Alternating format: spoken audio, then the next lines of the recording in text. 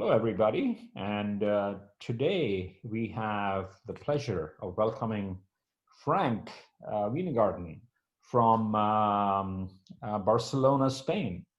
Frank is the research director as well as the vice dean of research at ISADE. And correct me, Frank, if I pronounce it wrong, in ISADE in Barcelona, Spain, one of the premier universities in Spain. And he's here with us about a research paper he's written about how culture, local culture, plays such an important role. And if executives, CEOs, and chief operating officer, basically the C-level, if they understand culture well, how they can use it to improve supply chain integration as well as profitability. So with that, Frank, welcome. And I read your paper with a lot of interest and amazing read. And I was wondering if I would ask a very, very simple and from my perspective, a dumb question. There were two words that kind of got me in there. One was, if you were to explain to my grandmother what does the word in layman's term national collectivism, and the second one neighborhood of symptom rule, what do the words mean to somebody who has no idea about research, but maybe is my grandmother or maybe runs a very small business? So over to you. Thank you very much for the invitation, Hitendra, and for giving me a platform to present my work. Basically, if we think about collectivism, it's a form or it's a dimension of culture. So culture is measured at different levels of analysis. So we have individual culture, organizational culture, and culture at the national level. So let's say I am German, I have a different culture than, I don't know, somebody from India or wherever, or China. Now, collectivism in itself is one dimension of culture. And it basically is about to what extent I have a predisposition of sharing resources, put it this way, or material, sharing knowledge.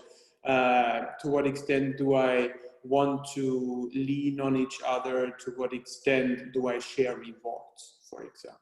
Okay, and the notion, what you referred to, think about the neighborhood and to what extent, let's say, we imitate what our neighbor does. Let's say I had this discussion the other day. If I see my neighbor is doing everything well in terms of recycling, using the right bins and whatever, I feel obliged to do the same. Vice versa, I can react if my neighbor doesn't do his recycling properly, I might not do that either, right?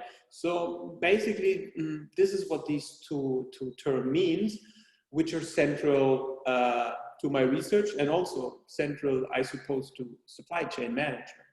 No, that's a very clear explanation, and it was important because I'm supposed to go to my daughter's class and explain to her these words tomorrow. So there you go. My other question again, I have run a few companies, so and I read this paper and I say that my 24 hours are extremely busy. If there are few things that I want to get out of it as a nugget, what would that be? So my first question that came across to me is, if I'm a CEO of a multinational company and or a country manager for a multinational company for that matter, what are the top three things in terms of how do I take advantage of local culture, which most of us don't think. We go over there, we hire local people. but advantage of the local culture for better supply chain integration and better profitability. What are the, let's say, the top three things you would recommend? Right. Great question. First of all, I think it's important to realize that country specifics and context matters. And not only in supply chain management, but in all over my field. There is a lot of research on culture matters in terms of quality management, in terms of lean improvement. And here we identified that firstly, whether you are situated in a collectivistic country or in a less collectivistic country, you have differences in efficacy in applying supply chain integration. That's one thing. So you might need to push, so that would be the second takeaway, in a less collectivistic, so in a very individualistic environment, you might need to push more your workers or actively manage them to practice supply chain integration. Whilst in a very collectivistic environment, so in a country where we have high levels of collectivism, it might come more natural. That's the second takeaway. Can you give me an example? Sorry? Can you give me an example of your second point? Can you make it real by giving an example? When you say you're pushing on individual rather than a collective, what would be an example for that? What I mean by that is that if your workers in your organization have a general predisposition in working individually, right? There, in that kind of environment, we need to maybe actively manage them, so enhance and highlight the importance of supply chain integration. Rather than if I am if I have workers that are already with a collectivistic mindset, for them it comes more naturally. And what is very important, or what we've found in this research, is that there is a difference between internal and external supply chain integration. So we divided internal versus external. So internal supply chain integration in layman's term would mean, to what extent do I integrate with bill from finance department, right? External integration is to what extent do I work together with buyers and suppliers, right? And that's how we also conceptualized it in this paper. So we find that the effect of culture is much more prominent in an internal supply chain environment than in an external supply chain integration environment. So that would be my second point. My third point is, which is generally widely accepted by managers, practitioners, as well as in the literature, is that supply chain integration matters in terms of performance. And we have conceptualized performance by operational performance in terms of cost, quality, delivery, flexibility. No, thank you. That actually segues into my second question. If I look at culture, there are certain cultures and countries that are what I call high context society, meaning they're so closely knit together. Example would be a country like India, or some countries in Asia, or even Latin America, versus a low context, more individualistic cultures like in Europe or in North America. So what differences did you find in terms of managing supply chain integration in cultures that are either a low context or a high context culture? So generally speaking, collectivistic values inherently promote, as I said, the collective distribution of values and the resources. And this is reflected in the manager's, I guess, predisposition for supply chain integration. So collectivism means, in other words, that I'm looking out for my neighbors, if we use the example before, right? And that generally implies a certain level of connection that I have with my neighbor, right? While if we go like, let's say I'm German, I would probably not be inclined to lean on my neighbors in a way that others might do, now generally speaking. So if I'm in an environment where people are less connected and there are more distance to each other, then we would have to go back to what you said in your first question, is that me as a manager, I need to actively manage this situation, right? I need to be aware that if I work in an international team, right, and I have a procurement manager or director that's German versus one that's, I don't know, South America, for example, which is more collectivistic, I need to generally and actively manage and promote the connection that is required within the firm and external. No, that's a very interesting answer. And following the same line of thought, have you seen differences between developed and developing countries in your research? Was there that angle also that can help a practitioner who's wanting to learn from your paper? So generally speaking, we find that the mechanisms of collectivism promoting internal supply chain integration, and that supply chain integration affects operational performance is we found across those 7 countries that we had. In our sample that we had, the countries were all relatively high developed, I would say.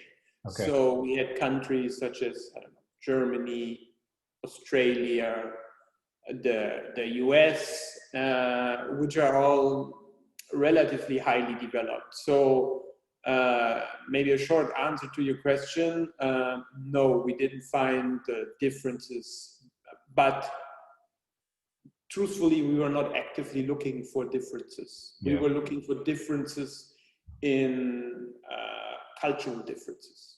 Yeah. No, I think that's a very interesting point. Maybe that could be a topic of your next research, to have the same angle. That's right. And in fact, Hitendra, I have been looking at these kind of differences. I have, for example, been looking at the importance of logistical capabilities from a country level, how that promotes or hinders supply chain integration. I would have been looking in previous research into things like rule of law and things like that, differences, how that requires different styles of supply chain management. So, but this is a very interesting angle. No, thank you.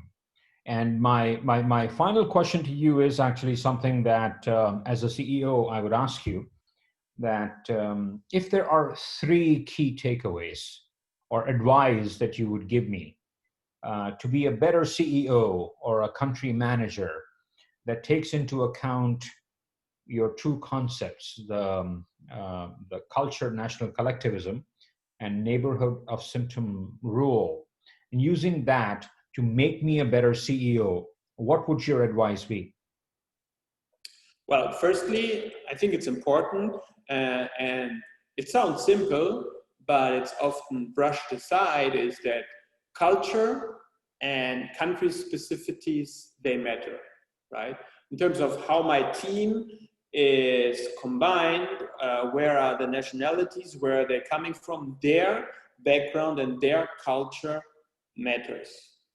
That's one takeaway for me. Second important takeaway for me is that internal supply chain integration and external supply chain integration differ. And me as a manager, I need to view them differently. And the importance of culture is much more predominant in my organization than if I would go outside, right? And it probably makes sense. Like if I'm going outside, right, I much more depend on, I guess, the advices I get from my boss or from my superior. How do I react? To what extent do I collaborate with my buyers or suppliers? That will be the second point. And the last point is stressing again the importance for your performance and what you can achieve purely by integrating with your buyers, suppliers, and your functional teams within your organization. I think these are the 3 points. Culture, country specificities matters. We have the differences between internal and external supply chain integration, actively management, and thirdly, the performance implication. So, in closing, if you were to, if you have done research, that'll be fantastic. But if you were to guess, if I took your advice and if I implemented things that you are recommending, what kind of benefit, quantifiable benefits, or even non-quantifiable benefits could I see in my organization? I suppose if you think about it externally, integration leading to, I guess, I would always categorize them in efficiency and effectiveness gains. So efficiency gains is you might be able to speed up the processes to increase the delivery speed, right? But then if I look on the other side into your effectiveness, it may also go into dimension you would not necessarily think about it at the beginning, such as you might be able to increase your innovativeness, right? Your product performance comes up, you have improvements in quality and such matters. So to achieve those performance benefits, my research says here that you need to take into consideration culture, i.e. collectivism. Thank you. No, I think this was absolutely fantastic. Frank, this was an eye-opener. I mean, there are a lot of things that we assume. Yes, we have to work. It's more psychology and sociology. We need to work with the local culture, but putting it into a very clear conceptual framework and to, in a way, quantify things that we need to do because it'll benefit both efficiency as well as effectiveness, and putting a number on it, I think is an eye opener. So again, on behalf of GMRG, thank you very much for attending this interview and having this interview. And hopefully we'll get to see more research coming out of you in this area. Great. Thank you very much. And thanks again for giving me the opportunity to talk about my work. Thanks.